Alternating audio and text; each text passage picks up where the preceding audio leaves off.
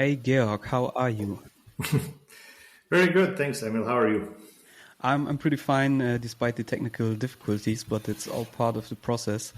And speaking of processes, as you said before, you're doing some process optimizing, but I don't want to take it too far. Why don't you just introduce yourself?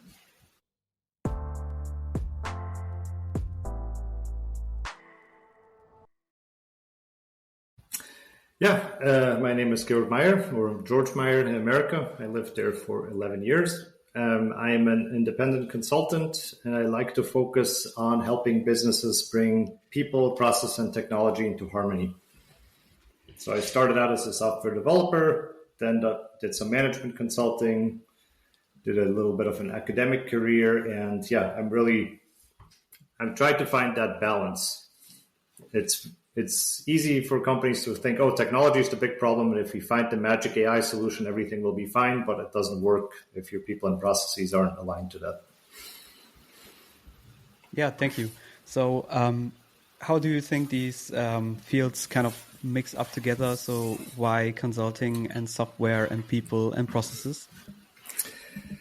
I like variety. So I've had a few corporate jobs, but I keep coming back to being independent because I like seeing between different businesses and industries how things are done.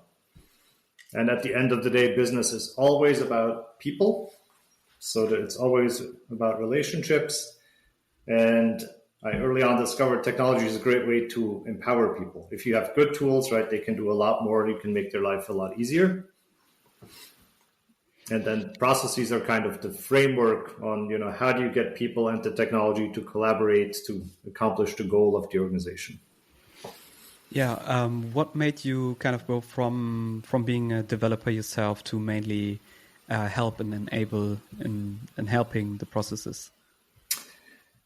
I always liked being very close to the business. So I had the fortune that I started my career in 1999, and I worked for Shell and then for Bossard, which is a company that makes or trades nuts and bolts.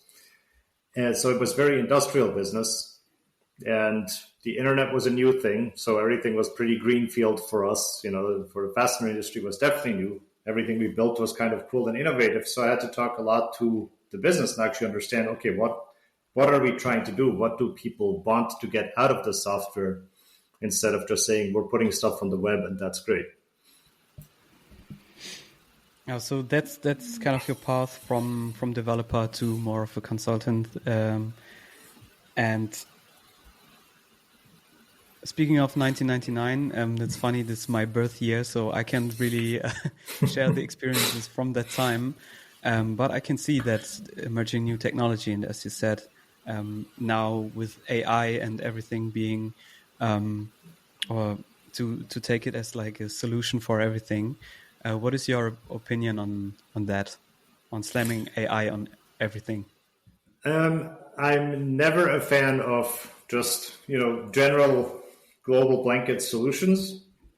I think right now there's a big hype and you see, right, like every business, regardless of what they do, they're saying like, oh, now it's AI empowered. And I think just by saying that, we make two mistakes. One is calling it artificial intelligence because it's not intelligent. It may look that way. It can trick us, which is great. And two, we think it's very new, but really all the theoretical foundations in computer science for AI were done in the 60s and 70s. And it just happens that now we have the computing power to make these come to life. Yeah. So it's also not that new. Yeah, so this is something I heard before, that machine learning started even before we thought that even personal computers were available for everyone. But I think what really changed is the mass market approach and the end consumer application of artificial intelligence or language models, to be clearer in that case. For sure. I mean, right, you think ChatGPT, I think, has the fastest adoption of anything ever in history, and growing to hundreds of millions of users in no time at all. And I think there is a lot of potential using it in the right way, right? I think a lot of computing is difficult, especially for older people. Like, it's not very friendly. And if we get to a whole new generation of user interfaces where I can just chat with the thing and it does what I want, Yeah. I think that would make the technology way more inclusive.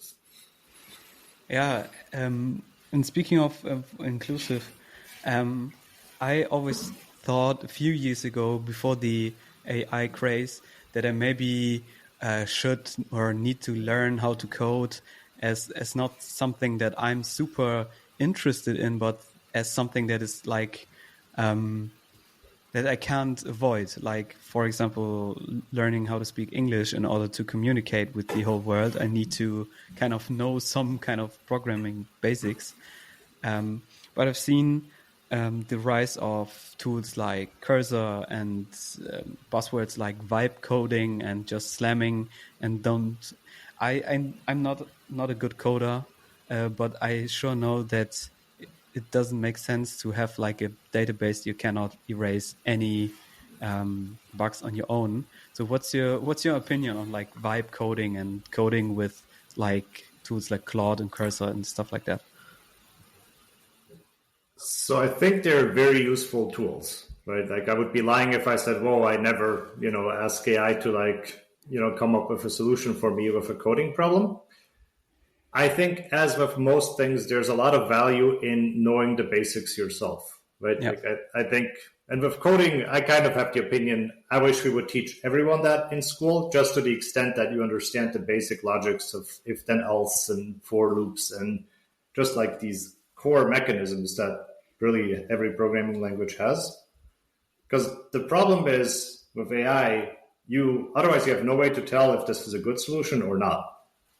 Yeah. Right? It could give you a super inefficient loop, and if you don't know what's going on, then you just go like, "Well, this program is very slow." Yeah. Yeah, it's definitely different in opposition to like writing texts with AI, where you can be sure that you speak and you are able to process the language like German or English or something, and you kind of know the output. But with code and being like the comment that comes out, you know what you want, but you don't know what the output is going to be and how each logical step affects another. I think you can kind of compare these two. You wouldn't write a text if you don't know a language. Is as the same as if I were to write a text in Mandarin Chinese and I don't know the language and I rely on ChatGPT to make sure it's right. Yes. And again, ChatGPT doesn't know Chinese. It just knows, right? Like, it has a clever probabilistic way of translating your German into Chinese. Yeah, it really is the probability. And speaking of probability, I've seen that you're an alumni of the Real World Risk Institute, what a tongue breaker it is. And I've seen that probability in whole and everything that kind of Taleb has been putting out in probability and statistics. And do you think that this is like a common knowledge skill everyone should learn, like probability and having a mind for numbers? I think some level of numeracy is definitely good, right? Like, I think we don't have enough in the world. Like, you will have very few people who would admit that they cannot read, like being an analphabet, at least, in our spheres, is kind of frowned upon, right? Like, I know that's not acceptable, but it is perfectly acceptable for people to say, "I'm not good with math." Yeah. And I think that is problematic, especially if we have a world that is so driven by numbers. And to give you maybe a brief example, I was talking to somebody at a Swiss company, and we were talking about CO2 emissions. And so for sustainability, there's just scope 1, 2, and 3. And scope 3 is kind of like, what is the total footprint of your company, including its supply chain? And the person said, for our company, it's 1 billion tons of CO2 a year. And I said, 1 billion tons, right? That's 25 times what Switzerland as a whole country puts out a year. Do you think that's right? And then they said, maybe not, right? And so I think you need to know enough about order of magnitude to like do these sense checks. Yeah. There's a nice little book called Numeracy actually about this topic by John Allen Paulus, I think. Yeah, definitely. And numeracy is a really deep and hard topic for me because nobody had knew that I have dyscalculia and I can't figure out numbers and even basic maths like subtraction, and stuff like that. But what I didn't know is that that doesn't make me not capable of doing math at all. I just had this I'm not good at maths or I'm not good with numbers as my motto. And this is what I took years and years with me because it's far more acceptable to just be okay with not being good with numbers. But as you said, if you cannot differentiate between like a household number of your CO2 emissions being like a magnitude higher than it is from the whole country, so you don't need to be like solving equations as a hobby for you to have like numeracy. So I got a bit into this topic without going too deep in. I just dipped my toe into these topics, and I do think that the books from Nassim Taleb definitely helped popularizing this. And this course was the mini certificate was also from him, including him, right? Yes. Yep. Yeah, that is his course, really. Yep. And can you tell me about this? Because I'm just curious. What did you do? So what are they teaching that cannot be taught from books? I think it really is like digging a lot deeper into the ideas of the books. And so when I went, it was Nassim Taleb and it was Raphael Dwadi, who's a mathematician, also in the Fat Tony sphere. Then we had Mark Baker, who was talking about fitness, but like also in this sense of anti-fragility. So we had an expert on cybersecurity. Like it was a wide variety of topics, but always coming back to these ideas of, anti-fragile, black swan. Had Robert Frey talked a lot about financial markets and, this, basically Taleb is a lot about avoiding BS and avoiding ruin. Yeah. And so we talked a lot about this ideas that, look very good for a very long time until suddenly you're like catastrophically ruined. He called it like picking up pennies in front of a steamroller. Yeah. Yeah. So speaking of BS, what do you think he does mean by that? So obviously the abbreviation is clear, but we can be a bit more harmless and just say unnecessary fluff.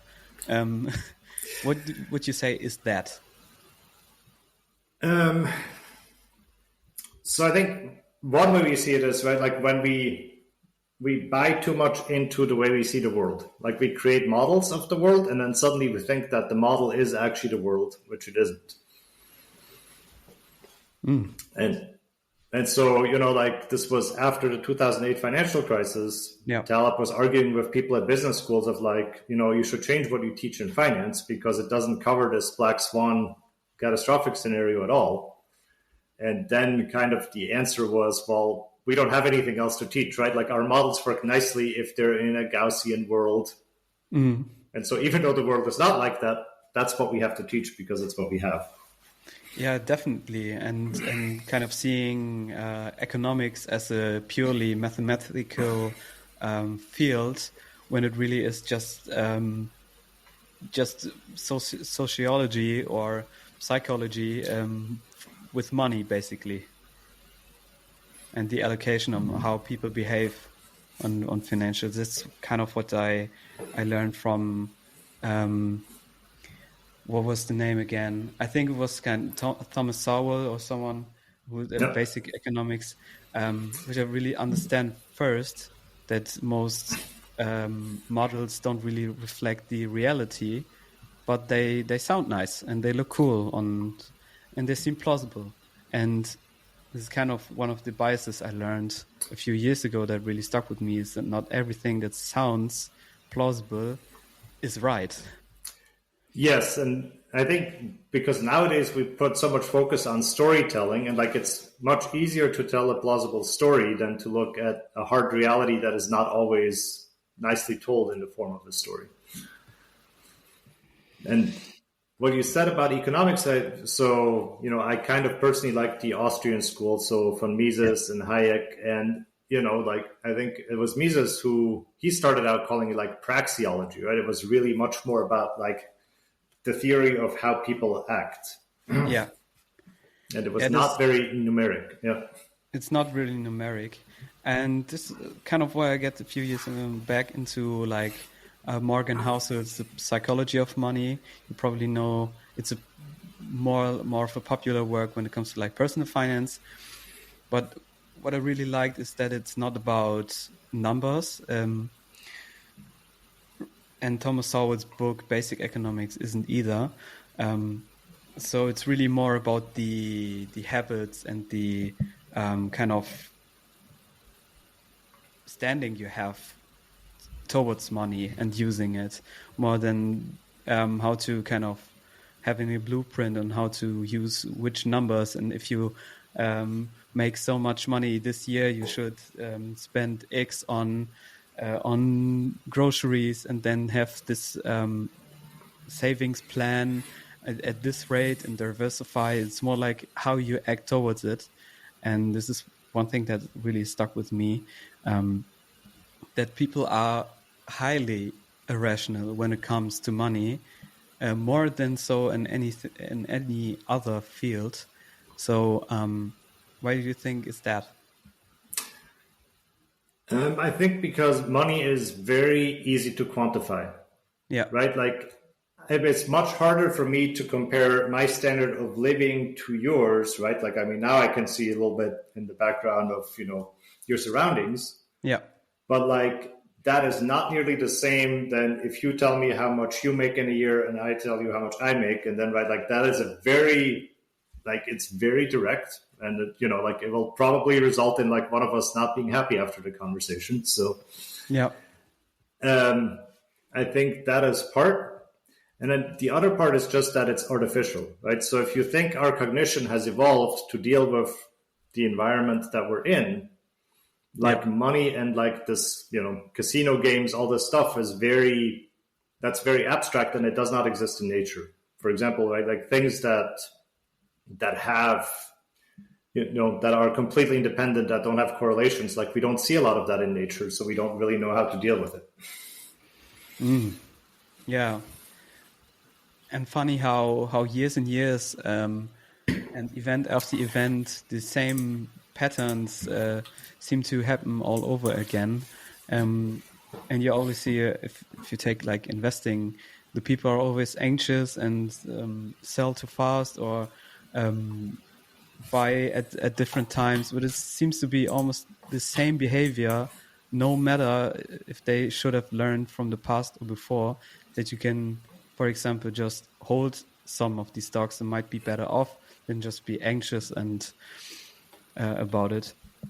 So it's one thing people don't really learn because it might be too artificial for them and not intuitive.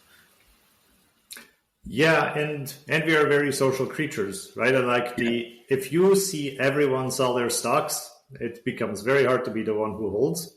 Yeah. And during COVID, we've seen that, right? Like with the dumbest things, right? Like suddenly people are hoarding toilet paper. Yeah. It's not like we've had a toilet paper problem in Germany or Switzerland, like anytime, but suddenly you see the shelf is empty. There's another guy grabbing 3 packs. I have to have some too.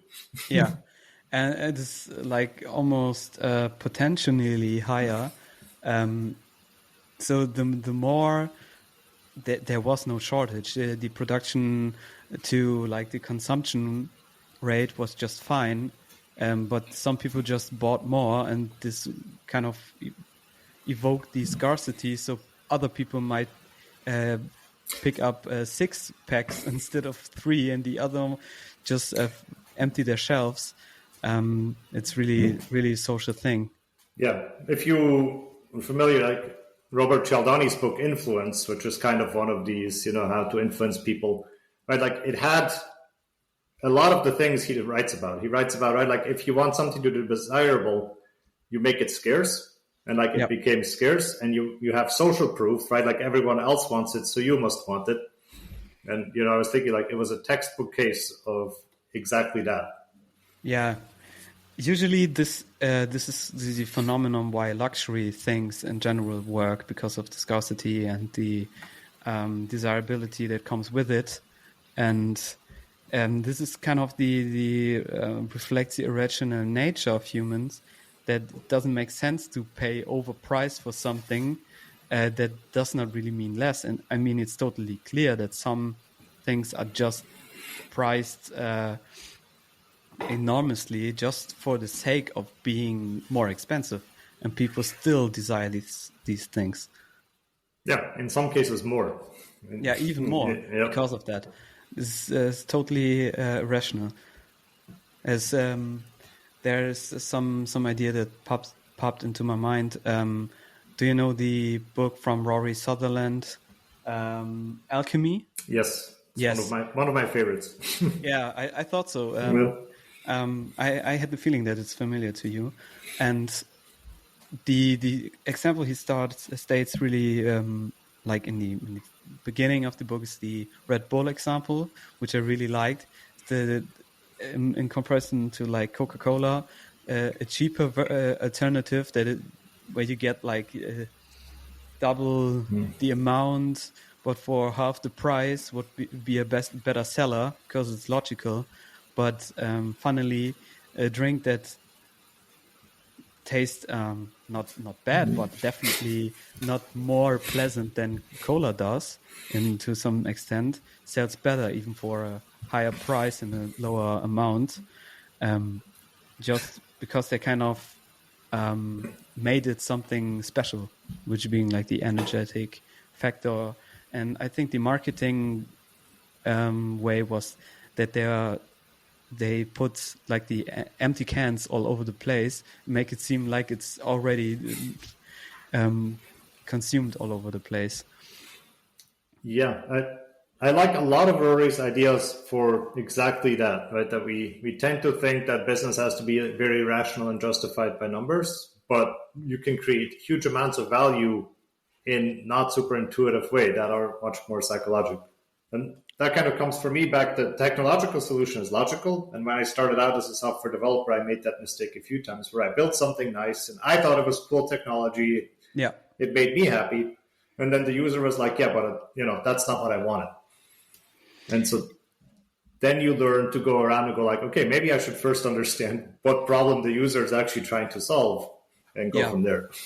And the problem, as you probably know, as a software developer, and I have a tiny bit of an agile background, is known like the customer jobs, which are not just the thing they want to get done, but also like the social and the psychological factor they want to kind of accomplish that job. And the last time on my latest episode, which is coming out on Monday, or speaking back, it's coming out in sometimes when I'm doing this recording. I spoke to Kostas Papaikomonou. I hope I didn't butcher his name.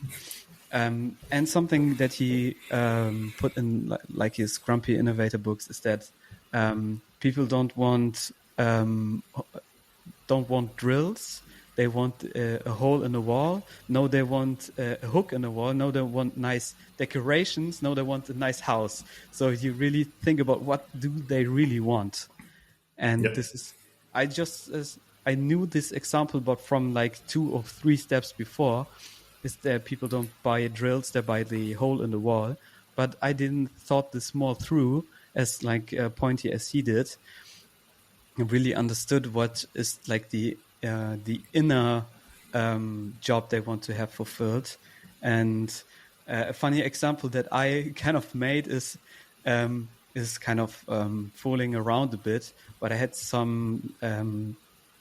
made a comment on like a guest lecturer we had in our study course, and he stated that example, and then I replied, maybe they're selling like the male fantasy of being a home builder as well. So Yeah. so I can see myself. It doesn't make sense for like the home appliance or the home electrical tool business for be this big in comparison to like the professional who definitely need different kind of drills. But you would probably need just one or two type of drills for like the home, being like a smaller one or like a bigger, I don't know the English word, like a bore hammer, which like hammers the wall and gets Yep. through. It's more, you don't need any more, but it feels like you're the man. You're able to do this. Do you think that's true, or just a funny thought? No, I think there's a lot to it, right? Like this is, a big part of marketing is kind of bonding you to have an identity and like, live to it and like buy the products that make you that. Yeah. So, and I think like when I was a teenager, right, Tool Time was the big show. I don't know if you ever saw it with Tim Allen. Mm. And so, I think most men have something like that in them where it's like and maybe it's just socialized, right? You see it around, like every other guy can like, has all the tools that if I ever need to drill a hole, I can do it. Yeah. So yeah, whether that makes sense or not is another question, but like it is good for the tool makers. Yeah, probably. And I think maybe a complete family of like 5 different kind of relatives thinking you probably need just one drill for like 30 people, because never would you need to work simultaneously on like 5 homes. But still, the idea, and this is not really about the example. It's more about the idea that it's basically marketing that everyone needs one at home. Yep. Yeah, and I think it's our, right, because we easily get tricked into believing that we need to have things. So I used to have drawers and drawers full of old network cables and video cables and all that stuff, because I thought like, oh, maybe one day like you will need this particular adapter that you've never needed anywhere. Yeah. And of course, when that day comes, I will not find that cable in the drawer and I will have to buy it anyway. So like, I know it's pointless, but like, since we already own it, it's very hard to let go of it. Yeah, it's kind of the hoarding phenomenon that people always fall into. And the cable example kind of went down a bit. I knew this because I'm young, but I'm still old enough to have experienced like different phones, and each mobile phone having a distinct cable that is not useful for any other appliance. But nowadays it's basically just USB-C it's basically it's like covers like 50% of the cable needs you have. Yeah. And I mean, that's a great example of like standardization for something good. Like now I used to have homemade docking stations and have to plug in 4 or 5 cables to get my laptop hooked up. Now I have one Thunderbolt cable and I just plug it in and it works, which is very nice. Yeah. Speaking of standardization, it's a topic that I talked recently, but what is your opinion on like smartphones and like laptops and iPads and whatever being like almost on the end of the evolution spectrum, where there seems that nothing really happens in the last few years, and there doesn't seem to be much of an innovation part?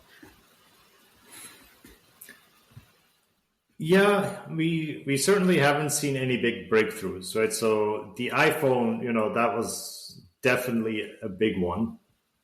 I mean, smartphones in general. Yeah. And now we still push, like the laptops I buy this year are still quite a bit more powerful than the ones I bought 2 years ago for the same price. Yeah.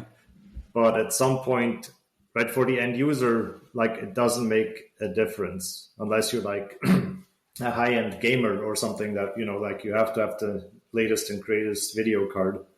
Yeah. If you use day-to-day office suite stuff, then, you know, right, like I think your hardware needs were met years ago. Yeah, definitely. And I think we kind of adapt fast when it comes to more storage and more CPU and whatever. And I see this on my phone storage, and I don't know how I managed to have like a phone with just 16 gigabytes and store everything, but the apps and everything take up more space now. Yeah. And so I think there's two things going on. For one, right, you didn't use to take pictures of like a 16 megapixel camera. So Yeah. like the pictures are bigger. Yeah. But also, I'm trying to think how to say that nicely, but like it is the fact that we have such good hardware has made us, like, especially as software engineers, sometimes lazier, right? Because it's just so much more forgiving. I can be lazy and write a slower algorithm because the hardware will make up for it. So the example that always frustrates me is, right, like if you take Microsoft Word, which has not changed that much since, let's say, Word 95. Yeah. And when I had it in 1995, it would open in like 3 or 4 seconds. Now it still opens in 3 or 4 seconds, but my computer is more than 1,000 times more powerful than it was then, right? So it basically means the software has taken away all the benefit that the hardware has given me. Yeah, it's a kind of, maybe this is also like a parallel to like a social behavior some people do. The more space you have, the more you will fill it. And this is something that I've seen in like software and hardware. And this is why I'm kind of so still intrigued. And now taking like the example from before, I'm still old enough to experience like Nintendo 64 games or like the first Game Boy games. They had so little storage space to deal with, and they made such a cool thing with it. And on the other hand, you now have like almost hyper realistic games, and they lack their soul. The soul is lacking. Like, why did this happen? I think because, right, like back then there was no choice. Nobody would play a game that has terrible graphics, you know, and is actually very short if it doesn't have soul, right? Like it has to grab you in some way. Yeah. And I feel, you know, that a lot. Like I worry about that we're lacking in originality nowadays because it's like so many games are built on the Unreal Engine and feel more or less the same. And really the cool games nowadays are the indie games. Yeah. And back then, like I remember, you know, I grew up on like Sierra and LucasArts, and those were really, really fun. And you had to puzzle stuff out. And if you look at it now, it was like 320 times 240 pixels. Like it's hard to imagine. Yeah. Yep. And it's like almost a thing where technology is nowadays. It's hyper saturated. Things are becoming more and more familiar. Everything is maxed out and polished, and this is partly because there's less limitation, and that's why the soul in some things are lacking. Even I don't know in which software you worked, especially what is it or what was it? Like what, programming? Yeah. Now I do a lot of Python, like if I still do it, but also, you know, C Sharp. So what were the products you mainly worked on? Mainly logistics. So I built like warehouse management systems, you know, EDI interfaces for companies to exchange orders and invoices. So this is definitely something where you don't really optimize for having like a soul or a story, but certainly some kind of feel to it. So funny story about it is like, because like this is the nice thing about custom software you build for one client is it can have more soul, right? Because you can put in Easter eggs. So one of the funny ones is, so I have a client that uses Slack, and like we built one of the first Slack bots maybe 6 years ago for them to interface. And, it would have a few phrases like you could ask the bot, how are you? And it would give a funny answer. And like one feature is you could give it a high five and it would just say high five back. Yeah. But then some time I got a Slack message from the director of operations and he said, hey, I'm trying to get it to print some labels, but instead of doing label printing, it just gives high fives back. So, yeah. Which, is one of the probably funniest moments we remember, but it is because you put in Easter eggs and you can make it a little more personal. Yeah. And that's one thing that I haven't thought of. Thank you for bringing this up. I just imagined like this Slack bot, and I've worked with Slack a few years ago until recently, where we kind of switched to like I think it's some kind of open source hosting and partly Google Chat, and this mixture of communication is kind of weird. I don't know why Slack. What's your opinions on Slack? I really like it. So I know a lot of companies, right, like they end up using Teams just because they have Microsoft subscriptions anyway. But I mean, I don't know. I think Slack got a lot of things right from the start. Yeah. We actually started using it at that client I mentioned because we were drowning in emails. People would just have chats in email. So you get 200 emails in like half an hour back and forth.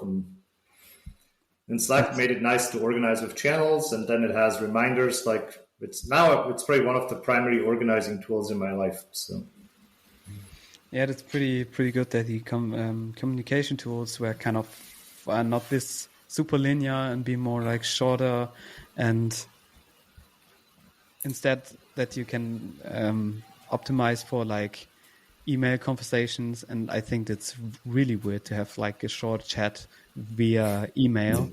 It feels so odd. You wouldn't write a letter with like one question either. That feels so absurd at times. Yep. Yeah. But if we come back to, what we said earlier about history, even Slack, right? Slack is like 80% what IRC used to be. Yeah. So it's, it's maybe a more modern take, and now it has some nice additions. Yeah. But it's not a fundamentally new idea. Yeah, it's right. Yeah. Yeah. So we delved a bit into like software and how people interact and how people are irrational, not excluding myself. But the other thing is that I've seen you putting out is digital art, and to be concise, it's fractal art. And I would know, how did you got into it? So what are fractals, for the listener, what are fractals? And the next thing is how you got into it. Yeah, so fractals are, it's a branch of geometry, right, that describes, how do I describe it nicely? Like, it's funny, it's patterns you find over and over in nature because they're basically recursive, right? So you may see that a mountain has a certain shape, and then you look at the boulders on that mountain and they have a similar shape. And then like if you look in there, you find rocks that are a similar shape. And interestingly, we find these in nature as well as in like man-made phenomena, like in markets and commodity prices, right? You find these self-similarities. And that's also how I actually got into making fractal artists. I was reading the book, The Misbehavior of Markets by Benoit Mandelbrot, who is like the kind of the father of fractals. He's the one who really articulated the map. And he described like, here's how you simulate some of these prices and do it. And I thought like, well, that's cool. Let me just try it. And then I realized like, whoa, you can make a lot of like really, I think cool pictures using that. And because I'm generally focused, I like to focus on like, what is the essence of a thing? And with fractals, it's very interesting because you can start with a very simple shape. Like you take a square or a triangle, and then you just have a simple rule and say every line of the triangle I break now into 4 lines. Yeah. And then you just apply that repeatedly, and suddenly you get something very interesting that, at least for me, looks nothing like what I would have expected. Yeah, and it's really hard to expect something because you don't know how it crazes out. And I remember just playing around with, I think it was an iPad app, and just doing something crazy, and I did not understand anything, but it looks like an endless void at sometimes. I remember I could zoom in and zoom out, and you can zoom in further and further, and it's endless, basically. Yes, that is one of the attributes. Is really they are infinite. The more you zoom in, the more detail there is. Yeah. So one of the famous examples, I think it's the coast of Scotland, basically has a fractal nature. So if you take a big ruler, you get one measurement, and then if you measure it with a smaller ruler, then like it becomes longer. And if you can do that down to any scale, then that really is fractal. Yeah, I think that's maybe the fascination with it, because like the eternity itself is something that we cannot really grasp, and having it like visualized is pretty cool. And you started doing this for fun, as I heard you correctly. So you're just curious, and you thought, "Oh, this looks cool." I've even seen you making like a fractal pattern with the Swiss cross Yep. on its on the national holiday of Switzerland. And why did you kind of make the decision to kind of post them instead of keeping them to yourself? I think because I've already done a lot of things, like writing reflections for myself and stuff, and this seemed just like something that would be easy to share. Yeah. And then when I shared a couple, the feedback was quite encouraging. And I'm generally not a big fan of social media, but this is pretty much my only participation is like I post like some piece of fractal art every Friday. And interestingly, it just resulted in a lot of conversations. Like, maybe out of 20 people that I know on LinkedIn, if I meet them, they will say something about it.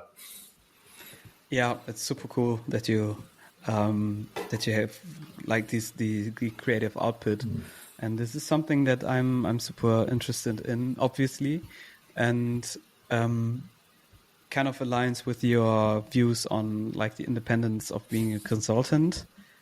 And I really like if people express like different kind of skills, not just for like monetization, and you having you probably could sell these arts like as an NFT or something,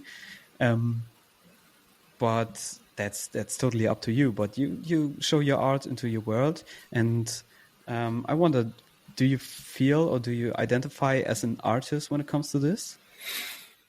No, I don't know. Not like it feels. Yeah, I don't know. I would not use that word probably, even though it might apply.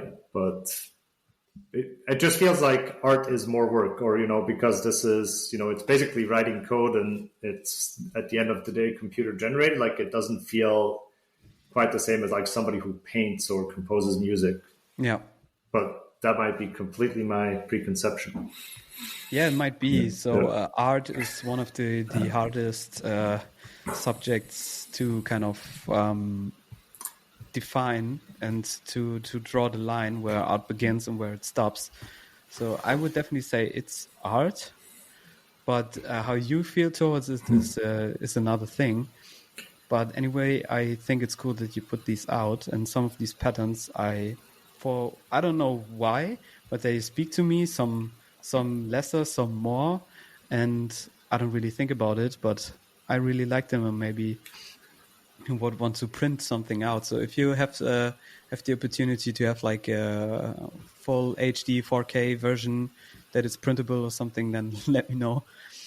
Yeah, I would have to see if I still can create all of them, because they're support vector graphics, so you can actually scale them to whatever you want. Let's see, there was something that you just made me think about, because like with this art, like interestingly, I think, I don't know if it's art or like the craft, but like it's probably more in the code. And I have like tying to the AI conversation again, like with coding, I think I have a sense like this is elegant or this is not elegant. That is not super easy to articulate. And that's one thing that I worry, gets lost if a lot of code is just written by AI. Yeah. Which goes back to the soul. It's the soul. It's human code. You say human written code trademark. You probably I've seen some more or less sketchy certificates or companies or organizations that try to sell these badges of something that is human written or something. But this is kind of sketchy. It felt okay that you can see that it is written by a human, but having it like certified by some kind of organization who basically wants to make money out of it, it's kind of ingenuine. Yeah, although certification is big business if you can get in at the right place. I mean, so Yeah. like in sustainability, right? That's kind of the problem is there's so many certificates that it's hard to know like what is actually meaningful. Yeah. But I have seen companies, like then you end up playing games of, oh, I know what I can do to get 5 more points on this rating or that rating. And it's like, that's probably not what makes the company more sustainable, but like it's the easy thing to do to game the system. Yeah, gaming the system and tricking out the system, and it's almost the same as like taxes, where you really try to optimize the taxes. And I can see this from a point where you don't want to spend unnecessary as a company, but the example of sustainability is really something where you're just trying to hack the system, and this is not something that you want, but you need to do. And so you kind of really want the shorter way and try to see where you can better credit. Yeah. And I think that comes back to also kind of the soul, right? Like if you focus on the essential, right? Like what truly makes your business more sustainable? I'm on the board of a small family business, and we have this conversation a lot of, right? Like what is the minimum we need to do to keep our big customers happy that demand certain certifications? But then what is it that we want to do out of our own conviction? Mm. So it really, really matters, and what you really want. And this is maybe a topic that aligns with like the soul and the psychological or social jobs you might to fulfill. And this make me kind of realize right now that technology is really more about humans than it is about computers or robots or artificial intelligence. Technology is really what boils down to the human after all. Yeah. Yeah. And I think that's technology is very interesting because I do think it can be very empowering. It can be very life-serving. It can do a lot of things that we don't want to do or that is not good use of our time. Yeah. But it also has its dark side. We talked about that at the beginning with the inclusiveness, right? Like it can make a lot of people feel very helpless. Yeah. And I just saw recently at home, right? Like we had, some internet outage that was very intermittent. And we figured out it was a problem with a DNS server, which was kind of like one of these central pieces of infrastructure in the internet. But you can't expect that, right? Like a regular home user knows about DNS servers. And so then, like all you know is like, well, every second or third time I'm trying to go to a website, it doesn't work. And there's not much you can do other than be frustrated. Yeah, definitely. I think there is some kind of technical, I don't know the term, but just as like numeracy, but like technical, being a bit more technical savvy, maybe in some kind. And this is like a mental model that I just recently realized. And it's the funny thing because I'm 25 and I have so many realizations to make still. But it's like everything that you kind of handle daily, you need to be at least some kind of savvy. And this applies to all kinds of life. I mean, if you wear clothes or something, you should be able to like fix a hole or sew on a button. And if the internet goes out, you should at least be able to switch like the network frequency and see if that's the problem, which is a common thing, that the channels are usually crowded and stuff like that. Or if you drive a car daily, you should at least know where how to do an oil change or something like that. I think the same thing applies for technology. Yeah, although in the modern world, right, like that's already a whole lot of things that you have to know. Yeah, and it's interesting. On Fat Tony's, we have a long conversation about, right, like how much should you be a generalist versus a specialist? Yeah. This is super. That's another topic for a whole episode.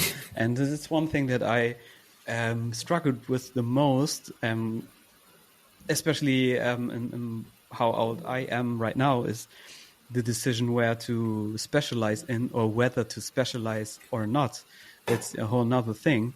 And having like the conversations if I should do a master's degree or not, and in which field, or do I really need this, and the same thing with like picking in niche in which to specialize in.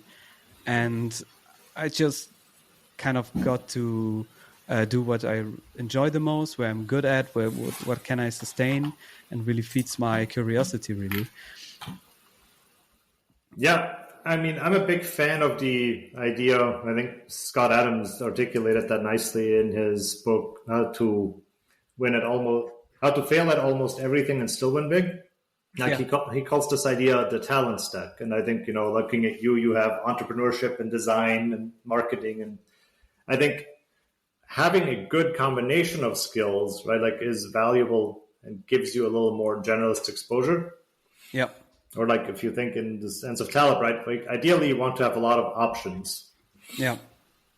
And because, if you went into a niche, like nowadays we're learning, right, like a lot of what we thought were safe and well-paying jobs, AI will make a serious dent in.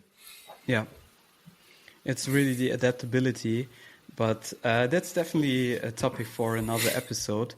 I think the last few sentences really added a lot. I would say we should have another conversation, but thank you again for the patience, especially with like the technical difficulties. No worries. But I knew how to fix them. Speaking of the topics of today, and yeah, that's it. See ya. Yeah, well, thank you so much. It's been a pleasure. And anytime I'm happy to have round 2. All right. Bye. Thank you. Bye. If you've enjoyed listening to my podcast, you can show support by following me and hit the bell to never miss out on my latest content. I'd appreciate a positive review too.